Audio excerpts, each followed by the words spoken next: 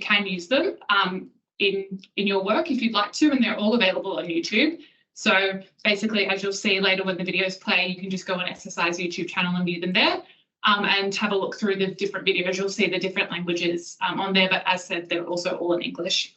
As a sort of guideline, these vignettes are only general guides, and they're what may occur in certain cultural groups, but they're definitely not definitive. So we have used regions to make sure that we are not stereotyping any groups, and to make sure that they really are just used as a guide. That's why they might seem a bit ambiguous, but the whole point is to make sure that we're not saying that this is definitely going to happen in certain groups. And of course, this can happen across all different groups, and in Australian Anglo context as well.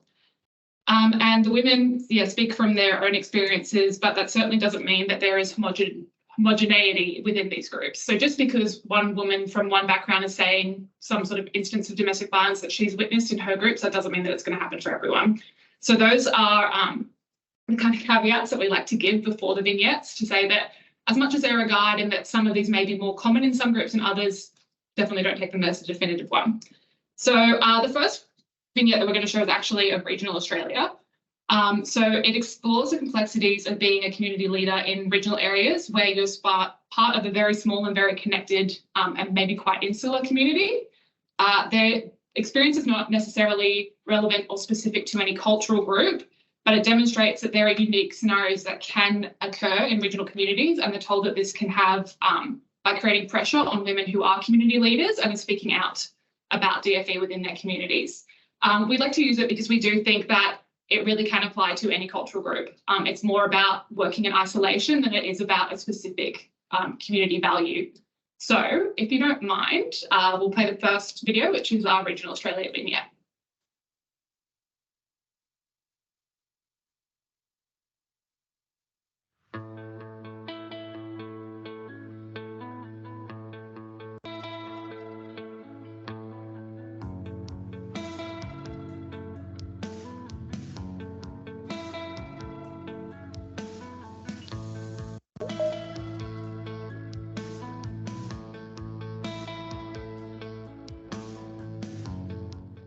Hello, I have been in Australia for 17 years.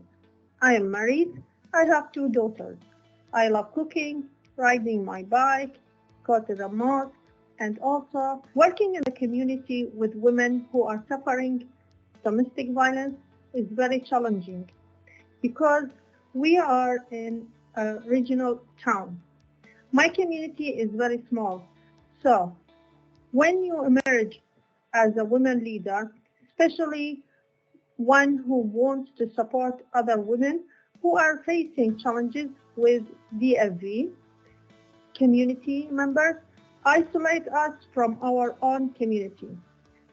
As leaders, we are constantly in the front line and we hear a lot from the women. The women have confidence in my ability to help them. I receive phone calls from them anytime. It does not matter what time of day.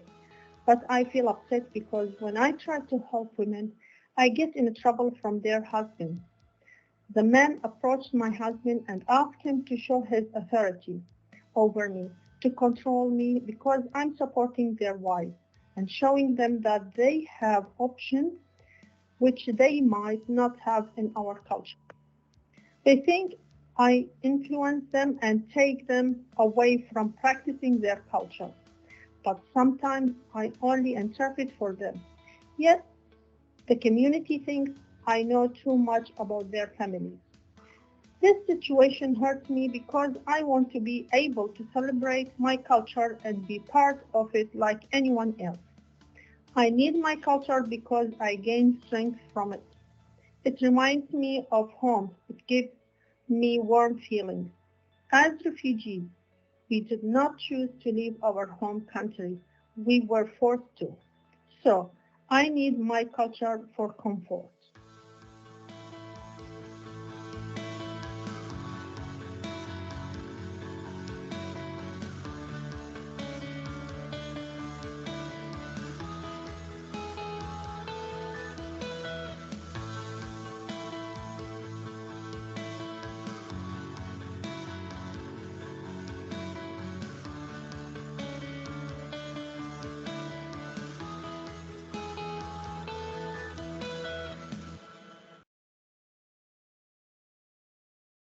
Thanks, Em. So I'll hand it over to Ashra to debrief that vignette since you were spearheading the project. Yeah. Thanks very much, and nice to see so many of you, and good afternoon. So the way we've set it out is we show you the video and then we'll deepen it a little bit for the discussion and understanding. So you can hear the hurt and pain in this speaker's sort of situation, and we see that a lot in small towns. The communities are very small, so they all know each other, and then to have this kind of role of gaining extra knowledge can be very problematic. This can also apply in the cities, in smaller communities, or if the community is living geographically in the same sort of areas. And we certainly, and particularly also for newly arrived communities, because they need language support much more often. And then there's only few that can be interpreters, and then they become isolated. And for us, you know, culture is, and for everyone, culture is integral to who they are. And if you live in difficult circumstances, then that's even more traumatic. And they have so many shared experiences that they also want to exchange. But it has reminded me also of the situation that our mainstream staff are in often as well. So I used to work for Centrelink multicultural branch, and the social workers used to say similar things when they lived in isolated and rural communities, because they would see the people coming through Centrelink needing to have benefits, living in very difficult situations.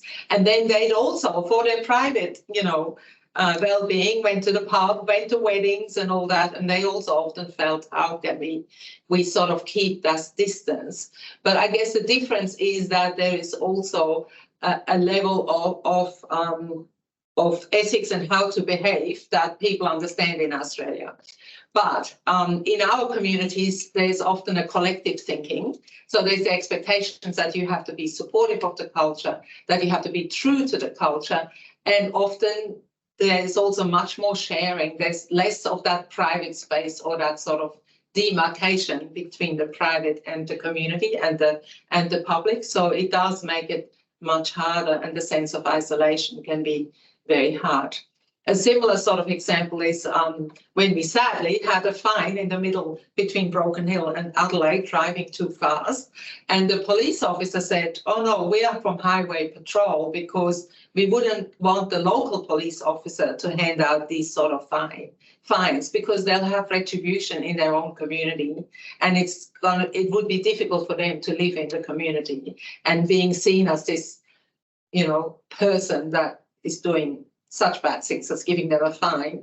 So it is, you can sort of see how these situations can be very difficult. And in our communities, it is often the case that there's only a very small community, you know, in some locations, only 50 or 60 community members, the one interpreter, and then the one interpreter knows everything. And then it's also the sort of expectations of coming out all the time, like day and night, as well as not educating in the wrong way. So that's why I mentioned before, to be true to the culture, because often there is the blame of you're not part of the culture anymore because you're not behaving like the culture. You know, you are educating our women for their rights. You know, in our culture, it's okay. Those kind of things can be, you know, can play on your soul. And we certainly had one community member that also had to withdraw from the program because it was just too traumatizing to talk about domestic violence, as well as being in their situation and having the expectations from the women and the pressure from the men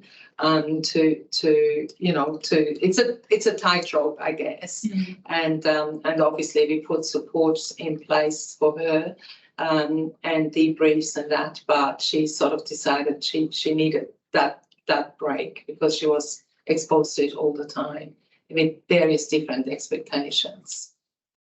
Anybody else wants to add to it? No? I think it's similar. It's hard to balance having someone too in the community where they become ostracized from it, and then also introducing someone completely external from the community that has no trust and has no buy-in. And why would, you know, especially insular or by lonely communities, sort of communities that work within each other, why would they tell a completely random person? So it's a really hard line that you have to balance with more people in the workforce. Yeah. Unless and until you have that trust, they're not going to. Yeah. I guess you have to build that trust in the rapport in order for you to work with them. Yeah. But how do you get that without being external? External. So I guess to wrap up, what we do see sometimes, of course, if there is more language and if people have lived longer in the community, they might prefer to work with a mainstream domestic violence service. Yeah. One where there is not the sense of repercussion. So we see both, and so that's why it's important also for DV services to be also aware and maybe not necessarily refer back to the ethnic worker that has a language, and tune in with the woman whether she actually wants that. And I guess the other thing that we strongly recommend is to debrief after interpreting, so that they're not going to the next session that might be similarly difficult, and just give them that sort of brief chat and just asking, are you okay? And, where are you going next? And is there anything else I can do? Or, and the interpreter service, of course, we always recommend that they have a bit of a break in between, but it doesn't always happen. And the other thing is to brief the interpreter beforehand. If you know it's going to be about domestic violence, if it's going to be a difficult case, to actually let her know it is going to be about domestic violence, or there's a court pending, and they're likely to get angry or whatever it is, just so they mentally can also prepare themselves. Yeah. Okay, great. Leave it over to you, Libby. Thanks, Astrid. So that will now go on to a specific region vignette. So this is the vignette we have from the African region, and it shows some experiences that you might have working with women who come from African countries. Again, as a guide, it explores women's migration under spousal visas and how this can facilitate coercive control in certain relationships. And it also explores financial abuse through remittances. So we've had a discussion about that internally with our team and noticed that it is sort of a financial abuse that we don't think is maybe spoken about as much in mainstream services as maybe some other financial abuse. So we thought it would be useful to show to everyone today. And then at the end, we'll have Linda here and Juliana have a bit of an interview style debrief. And Juliana can give some, feedback from her amazing and very long-standing work within the African community and specifically within DFE. So I will hand over to Em again to play that if you don't mind. And feel free to cut it off a bit earlier. They all end the same way. Yeah.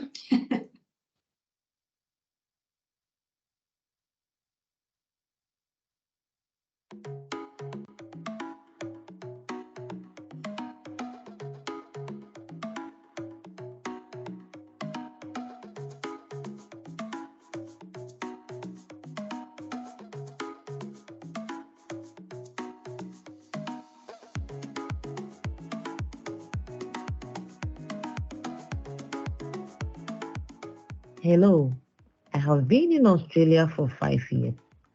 I am married. I have 2 boys. I love going to church. And this is the story of my people. My community is made up of migrants. Many of the women in my community came as spouses. The men have lived here longer than the women. And in majority of cases, the women are under the control and authority of the men, because they are still on the provisional spouse visas. The men tell the women whom they can talk to and be friends with, and point out whom the woman needs to stay away from. The financial decisions are made clear from the onset. The men pays rent and the women pay for other expenses, including the utility, food, and costs around the children if they have children. If there is a mortgage, they share the cost of that. It's the same back home. Women need to earn their keep for themselves and the children. In Australia, this often means managing 2 jobs to enable them meet the financial demands of their household here and overseas. They are also expected to send money home to their families as they are living in a Western country. Domestic and family violence in my community is a hidden practice. In my culture, People marry into families with higher status or families who have money or access to money. These are more important than romance to families. Men in my community know that they cannot be their wives in Australia, so there are a lot of controlling behavior. He might be wanting to have a bigger share of her finances. He wants to control what she does with her money and often assumes she is hiding her finances from him. There is verbal abuse, gaslighting, threats, especially around visa status, isolating women from sections of the community, physical violence when he cannot control himself anymore, and making the house unsafe and uncomfortable for children. The violence involves people in the families, and between families they are connected. It often gets reported to families overseas and spread among family members. The family members overseas might get involved to try and resolve the conflict, like elder brother, elders in the family and community, but they often rule in favor of the man. The man marries other women or has mistresses and end up with a number of children. In this situation, he goes backwards and forwards between Australia and the home country. This puts a lot of pressure on the wife in Australia.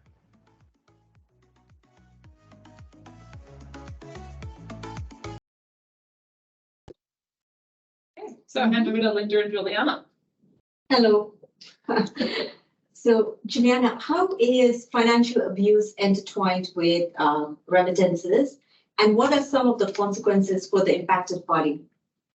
Thank you very much, Linda. It's very difficult to generalize for 54 countries with multi-ethnicities in each of the countries. So what I'm going to do is to focus on my country of birth, which is basically talking about lived experience, understanding a specific country.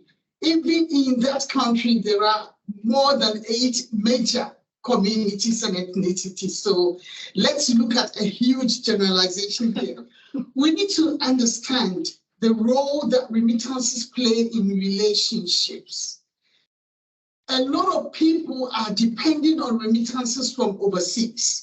If one person in your family gets to go overseas, it's like your family is likely to get out of poverty. It's your way out of poverty. So remittances are extremely important. Normally, we think of marriages as love marriages, and there is absolutely nothing wrong with that. But let me say that for majority of people from our African communities, it's not necessarily about love. It's more about economic imperative. So, for example, a man who lives in Australia will go back to my country and look for a woman who fits the description of wife material. So what is wife material? You are wife material if you are younger and you have health and you are hard working and respectful. You are wife material. So, and then people who are overseas also look for a comeback man. We say boga, somebody who's gone and lived overseas and returned. So these are the people we look for in order to put a marriage together to benefit families overseas. People living overseas return to seek such women so that they can bring them over and support them financially, especially with their financial obligations that manifest in the remittances. On the other hand, the woman also has obligations towards her family, so she needs to send her remittances as well. These obligations generating from overseas, not between couples, creates a lot of tension for the couple in Australia. When women are advised, when you go to marry, make sure that when you get money, you don't give it all to your husband. Remember, you have a family too. So these are the financial stresses and pressures that women and men live under, and that instigates a lot of domestic violence, especially the coercive control. You must understand that a lot of the men understand you cannot hit a woman, so they will not use physical violence, but there's a lot of coercive control. These arrangements are also very, very strong in these relationships. Now, that's a whole other topic we can talk about later, but it is a killer because there's something called a family visa that you do not use on your own, which means you can't afford to leave a relationship when you're under obligation to pay back money that was used to bring you to Australia, and also carry that forward to somebody else who is ready to come to Australia on the back of a relationship with you. So these are some of the really difficult issues that communities face when we are in Australia. Linda. Thank you so much for that. That was very, very in-depth. A lot of the African women face domestic and family violence abuse, and there is a lot of underreporting. What are some of the barriers that women from the African backgrounds face when seeking assistance? So there are a number of barriers. The first one that I will talk about is that there is lack of trust in the organizations that are providing the assistance. It's about they don't know, they don't understand. There's no way they can understand what is going on for me. And I can't actually tell them everything because there are certain things that I need to keep in my pocket in case it reflects on the whole community. There is lack of knowledge of the existence of services as well. There is fear that the service will report to police, so they will not go to them. Then there is fear that the services will demand separation before they support people. So, and they don't want to separate. That word, it doesn't come in at all. It's unacceptable. And the real fear is from the responses from families and friends overseas, as well as isolation from the community here. So this is where the service cannot support people because they can't stop the family and friends overseas from being in their ear and telling them how ungrateful they are if somebody has come to marry you and take you overseas and you report them for what? You know, this is something you need, that happens to all women. So what are you talking about? And then help seeking as a practice itself is something that people are not used to. So these are some of the barriers that stop people from reporting. Thank you so much for that. What is the one thing you want us to take away or consider when supporting women from African communities? You know, there's a plethora of issues with our communities, and there is already fear around asking somebody who might expose you if you report what is happening to you. There is also the practice of not telling authorities about what happens for you. And so we revert to telling families or elders in the community. We know that a lot of the elders or the elder panel is made up of men. So when we go to the elder panel and you're the only woman and it's always you being the only woman, the elder panel will literally slap you on the back of your hand and tell you to go back home and be a good wife to your husband. That's not only the elder panel, it's also the religious leader panel. So you go to your church religious leaders or your mosque religious leaders, they equally slap you on the back of the hand to say, go back and be a good husband. Now, having said that, if somebody breaches that wall out of the community and reports to you, let me tell you, please do not be afraid of the term secondary consultation. There's nothing off your face if you seek secondary consultation. So if Juliana comes to you, you know Juliana is from Ghana. We've told you a bit about the Ghanaians. But what if somebody came from South Sudan or from North Sudan or from any other place in East Africa or another place in West Africa, you cannot use the same process with those people. So what you need to do is find out where they come from and seek their permission to talk to a leader in that community. And please make sure that we look for the appropriate leaders. A lot of work is being undertaken right now to help our leaders to understand the rules and regulations in Australia. However, it's been rather slow. So if you like, go and seek a woman in that community just for the woman to tell you what's going down in the culture. Because it's what is going down in the culture that promotes action and activity, not necessarily what is going down in front of us as to the actions of people. It's not that I'm beating you or I'm controlling you that is the issue. It's about who is at home, who is making what demand. That's the pressure that is pushing people into that situation. So seek secondary consultation. So would the secondary consultation be with the woman, like when we seek, like when we can ask the woman that we're supporting, saying who would be the best person that we can speak to? You can say to the woman you are supporting, what you have to find out what their community is, yeah?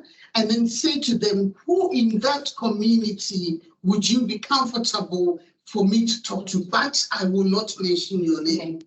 Make sure that the woman's privacy is protected because it's in that privacy that she has safety. Yeah. Thank you so much for that. You're welcome, Linda, and we'll put it to questions probably. Do you have any other questions? Yeah, I was just going to add on that you know, from another African community I worked with, the determining person or the person that really had some power was in her family. So her brother. So the husband had to talk to her brother for the brother to talk to her around misbehavior or whatever they were terminated at. And this was around a children's issue, or this was about a home arrangement. It wasn't necessarily even domestic and family violence. So the people with influence can be quite unexpected other people. It's almost like a genogram where you sort of have to work out who influences what and relates to whom and how you can have those conversations. Yeah, I think that's the important part in this one. Yeah. Great. Okay, well, thank you, team. That was great. And we will also take questions at the end about all three vignettes. So if you do have something, please put your hand up at the end. And obviously, we've got a pretty good brains trust here that I think will give you a good answer. So the last vignette we will play is also going to explore that idea of financial abuse, but and also, as mentioned in the African vignette, also maybe multi-perpetrator abuse, so abuse from other family members than just the domestic partner. However, it is from the context of South Asia, so it explores it more so through the abuse of dowry practices. So yes, if you wouldn't mind, we get that last vignette up and then we'll have a quick chat after.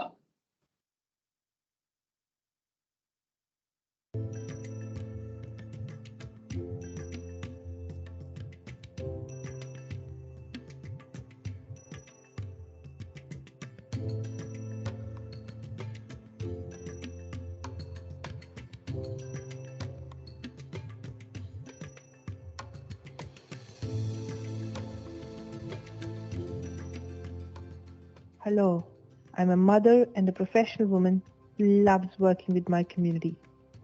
In my community, we have a lot of cases with financial abuse. Traditionally, a bride is given a dowry by her family to secure her future economic success. This dowry is a beautiful gift that is meant to support her in her new family. But in a lot of cases, it has become the source of suffering for her in her marriage and her life. In a lot of cases, the husband's family gets involved in the negotiation of the amount of dowry to be paid and put a lot of pressure upon the bride and her family to increase the amount of dowry paid. They also can require of the woman to pay her wages to her mother-in-law, and sometimes she can be left with no control over or even access to her own pay.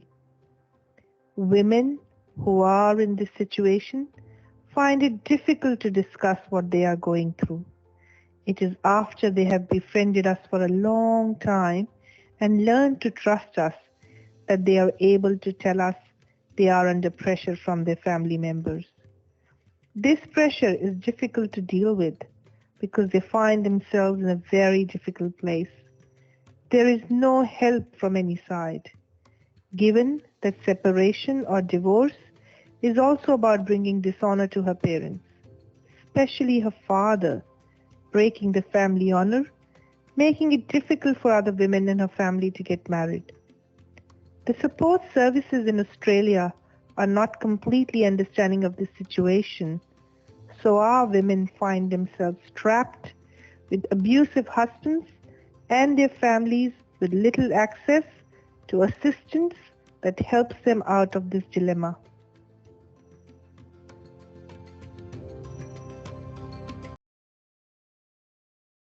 Great, thank you. So yeah, again, this vignette highlights some of the issues that we saw come up in the African vignette, and it also highlights that women can really be torn in sort of two different opposing ways of, you know, the new system in Australia of these sorts of things being seen as very criminal and very much against the law, and also what is considered normal and what they should be put up with, that they might be taught in their home culture, and also all the shame and stigma that can go to you know, be put back on their family, not only the women themselves, and the expectation in their home countries.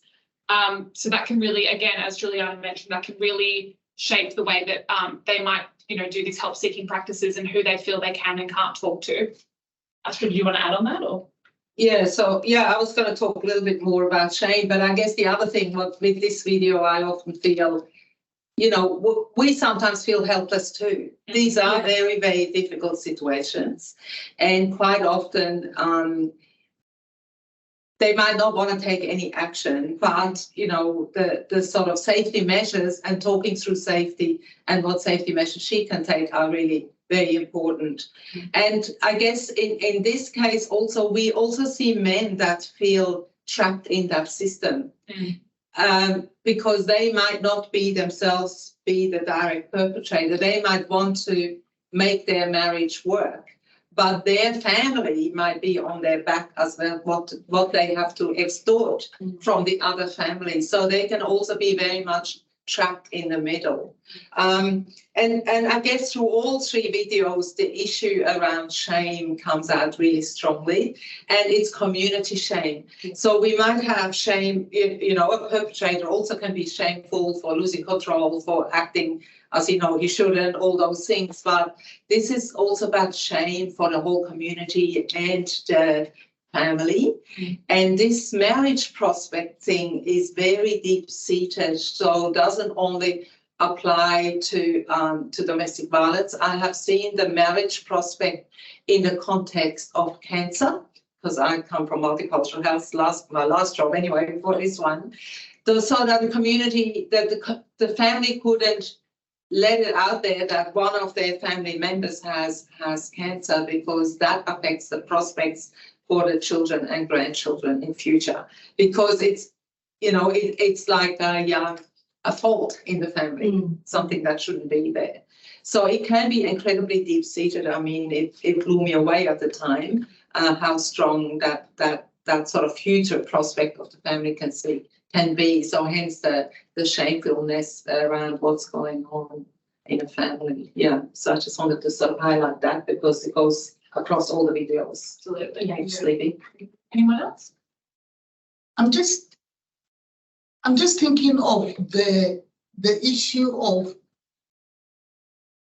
the secrets, you know, because shame and secrecy go hand in hand. Silence is underlying with secrecy. So why are women not willing to let on, not willing to tell the whole story? Is because by telling the story, they don't only bring shame to their family, but they bring shame to the whole community. Yeah. And it's almost like the woman's persona is the one that is set up to protect the family, to protect the family honor, but also in Australia, the community honor. So there are a lot of stuff underneath the iceberg that we need to be able to take time to search through. And the only way we can take time to search through is to walk with the woman and not necessarily say to the woman, oh, I know about African community. What do you know? You probably don't even know where I come from. So one of the first questions when you get a person from that community, from the African communities, to say, which community do you belong to? That gives you a window into some of the possibilities that will come with that person's issue. Now, once you've gotten beyond that, then you can ask for some questions that are in your mind that might be a block to how you deliver a service to them, and then help them out in that way. I thought I should throw that in as well.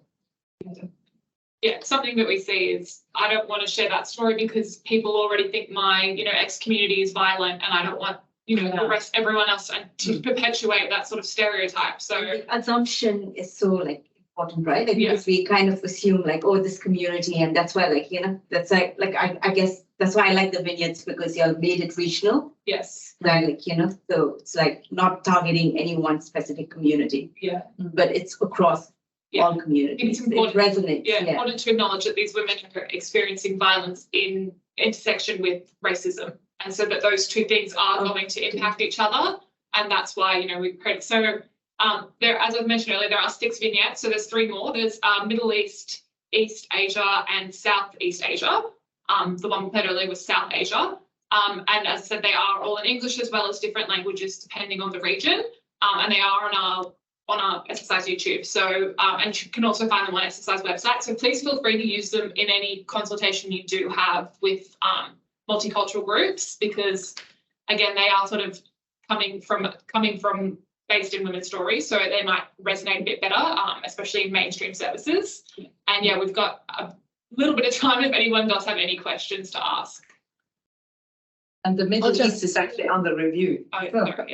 Oh, great stuff. We can't wait. And hi, everyone. Delia just taking the mic from Andrea for a bit, but a massive thank you for that presentation and those vignettes. Juliana, I could hear you speak all day, and thank you, Linda, Libby and Astrid, of course. Amazing presentation. I'll start with a couple of questions. What I love, Juliana, just want to reflect on a bit about honour and in the community and the assumptions that have been made. How do we support the sector to come to kind of assessing and supporting clients with genuineness, knowing that could be that unconscious? I mean, we've spoken about it carefully around the intersections of racism and what have you. How can we encourage the sector to kind of make sure identity and community is not misunderstood? Would be my first question. We talk about centering the voices of women when we are supporting them. Okay, the woman is already in crisis, but you must understand that that woman would have survived for a while and finding her own ways of navigating the system. And for her to come to you, she would have been at a tipping point where she's totally helpless. When she comes, it's not our duty to stereotype her. It's our duty to validate her information and to say, I might not fully understand where you're coming from, and I might not understand fully what is behind, but I'm not going to judge your community. So women don't want to hear things like, oh, but why? No, that shouldn't happen. No. So it's happening. What are you going to do about it? It's about working with the woman to say, how have you come through this to this point? Who is the most important person behind all this? And how do you think we can help you? Yeah. Those questions that makes the woman feel that she's not crazy that makes the woman feel that somebody is listening to me at long last. I think that's how we need to approach it. I think that person-centered practice is so key, and then navigating the systems within that is the tough piece as well. But I think these vignettes are so powerful, and I certainly know from our perspective we'll be wanting to put them on our website and see more of them. And I love the way we've kind of watched them and chatted. So I've asked my question. I should have said to everyone that was to give you all time to think about your questions. While people do that, if they've got questions, put your hands up, that's great. Otherwise, I'll just check that we have got those vignettes added to the chat box, and that if there are resources, SSI team, we'd love to have them at DV New South Wales and pop them in the weekly sector chat. So opening the floor to the awesome membership of DV New South Wales, do you have questions?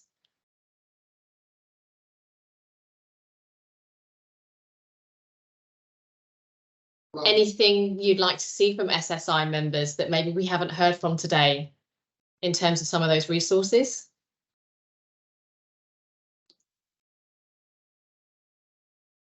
You mean the resources we have or the resources you have?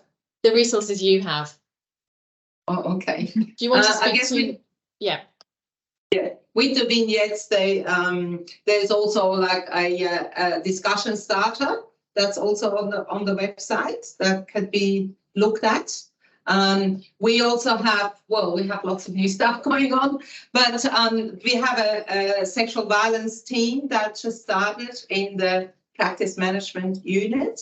They are working on some tools and conversation guides as well. Sexual violence is also an incredible taboo.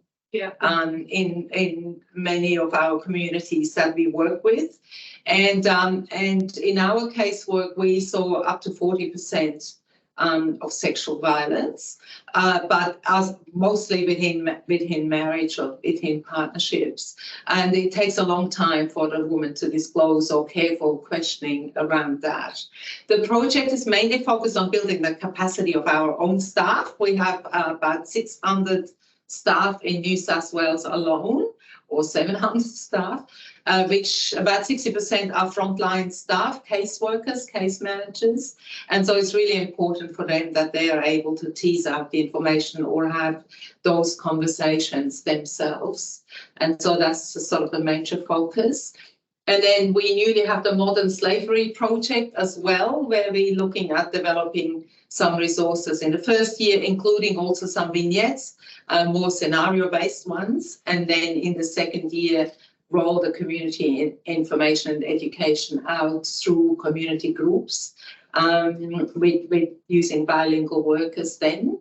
So, and then we newly are getting a tech abuse project, which is a very similar model, with having some resources, also audiovisual type of resources, some training resources, and then in the second year go out to the communities to roll it out, mainly to women, so that we don't give perpetrators undue extra skills.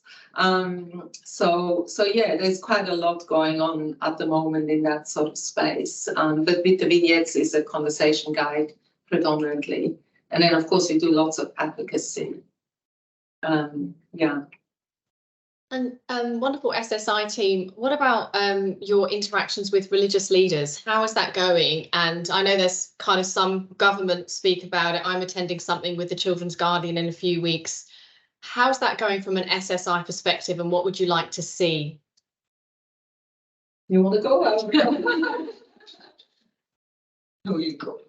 Well, I guess there is some engagement, which is great.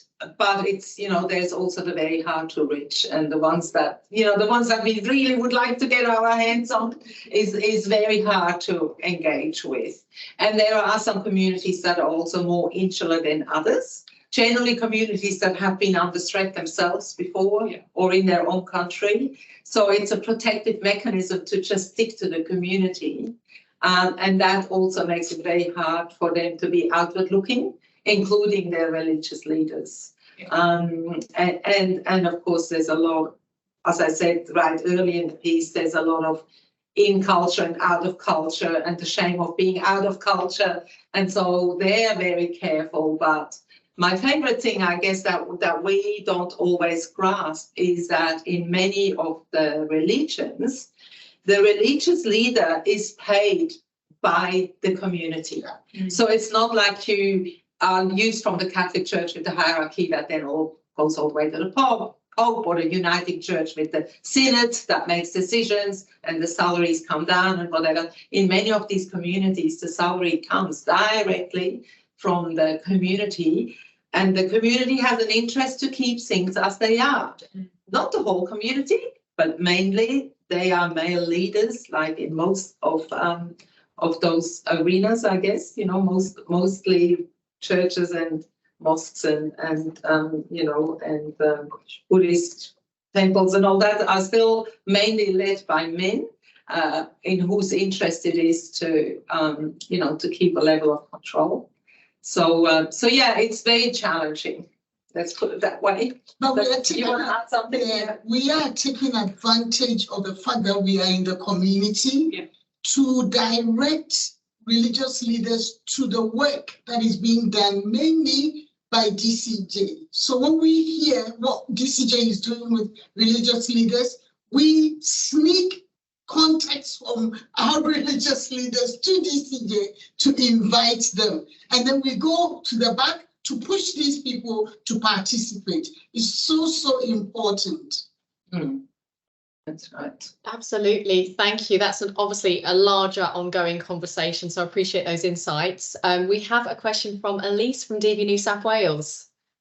Thanks, Delia, and thank you all four of you for your reflections and sharing these resources with us. It's been just such a fascinating conversation to listen to. More of a reflection than a question, but I just really appreciated, Astrid, when you said we feel helpless sometimes too, and then you pointed to the other strategies and skills that our sector and our members are well versed in, you know, around safety planning, around taking the client's lead, around what next steps they want to take. So I found that really helpful, because as I was listening to the vignettes, thinking the problems are so momentous. How on earth are any of these, you know, survivors meant to escape or meant to kind of change their path? So it was a really kind of helpful way to kind of wrap up a conversation after kind of wrestling with some difficult issues. So thank you for that. Oh, you're welcome. It's the truth. And we love your straight talking honesty, Astrid. That's why we work so closely with you by your side as a team. I'll round up and just say a massive thank you. I'm going to encourage all the members to watch the rest of those vignettes because they're so powerful, and they're short as well. So I think they're really good if you can weave them into some of your team meeting time, what have you, and then have some conversation. And hopefully Astrid, Libby, Linda and Juliana, we could maybe provide a suitable email if there was any further queries following today or people wanted to engage in the content. So huge thanks, Andrea, for opening and doing the DVNSW update. Thanks everybody for attending. And yeah, SSI, that was fantastic. And I do think this is an ongoing conversation we want to continue to have with you. Thank you so much for your time and support today. And we'll see everybody very, very soon, no doubt.